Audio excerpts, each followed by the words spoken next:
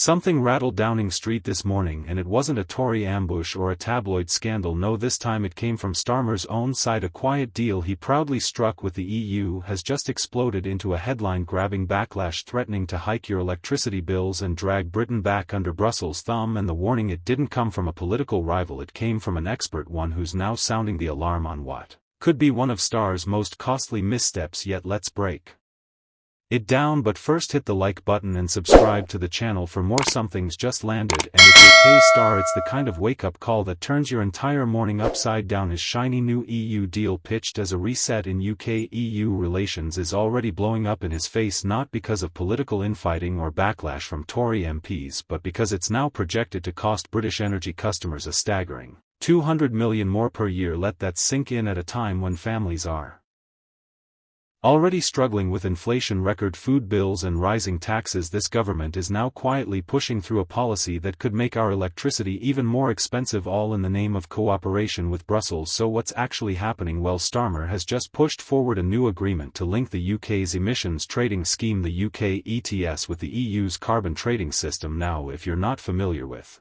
that, these are essentially carbon markets. They put a price on how much CO2 companies are allowed to emit. The idea is to reduce emissions by making pollution more expensive. Great in theory, but here's the problem: the EU's carbon prices are significantly higher than the UK's, and by tying ourselves to them we're dragging our prices up too. Enter energy consultant Catherine Porter. She's not a politician, she's not pushing a party line, she's an independent analyst, and she's just gone on record saying that this deal could add over £200 million every year to our electricity bills. Why? Because linking with the EU system effectively removes the surplus of carbon allowances we had in the UK, something that's helped keep our prices lower due to deindustrialization. In other words, we had a cushion, we had breathing space, and Starmer just gave it away for free. Porter puts it bluntly: there are no obvious benefits to UK consumers. This so-called level playing field just means Britain is surrendering its advantage to meet Brussels' demands, and working people get slapped with the bill. And this isn't just about domestic policy, it's a clear political signal. Starmer is showing the EU that he's ready to reverse Brexit-era separation and start aligning Britain with European regulations once again, but in the process he's also signaling to British industries that they'll have to get used to higher costs, tighter rules and less flexibility. The government's defense: well, they're claiming this move is about avoiding future tariffs, specifically the EU's incoming Carbon Border Adjustment Mechanism, or CBAM. It's a tax that the EU will impose on countries that don't meet their climate standards. Their argument is that aligning now will shield UK businesses from that tax when it comes into force next year. But here's the catch: the savings from that are questionable at best. A report from Frontier Economics, which by the way was commissioned by energy companies, estimates that we might save £770 million over 4 years by aligning with the EU system. That sounds decent until you realize that this deal was already forecasted to cost £200 million every single year in higher electricity bills. So essentially any savings are wiped out by the inflation we're importing from Brussels. So let's be honest, this isn't about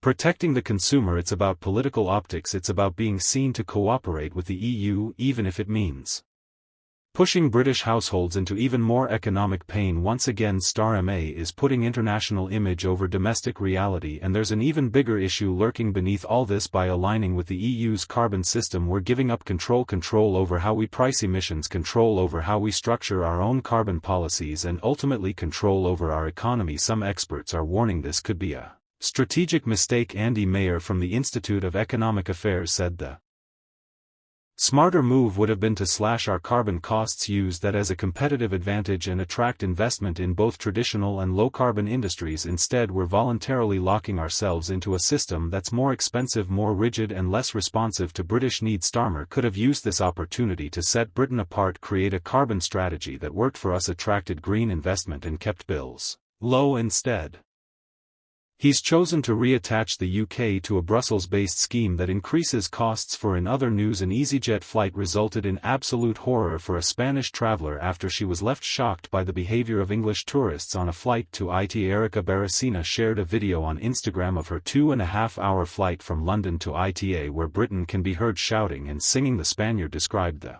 disruptive passengers as animals who should not be allowed to board a plane. She urged Britain who are looking for a party holiday to not visit Ibiza, which is a popular hot spot for British partygoers, and to stay at home. In a lengthy caption, Baracina wrote, My trip yesterday London-Ida with EasyJet was an absolute horror. The allegedly drunk passengers left the women scared as they screamed and drank multiple bottles of alcohol during the wild flight. The disruption prevented the flight attendants from doing their job.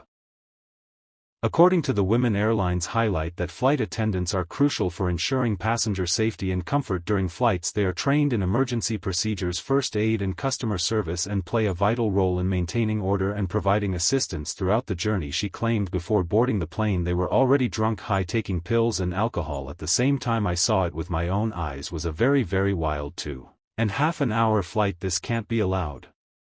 These people should not be allowed to board a plane or sell alcohol inside. The traveler said she had a really bad time. Baracina's calls for a restriction on party tourism in Ibiza echo messages from popular European tourist spots. More than 130,000 furious anti-terrorism protesters took to the streets of the Canary Islands at the weekend, calling for fewer tourist apartments, more Canarian homes. Ahead of the summer holiday season, the Spanish city of Barcelona has also experienced protests, with locals unhappy with tourism in the region. It is known for its vibrant nightlife, with numerous nightclubs, super clubs and beach clubs that attract a large number of partiers, especially during the summer months. EasyJet have yet to comment. What are your thoughts on what we discussed in today's video? Let me know down in the comments section below. If you have not yet already, make sure you do drop a like on this video and subscribe to the channel for more British content. Thank you. Take care.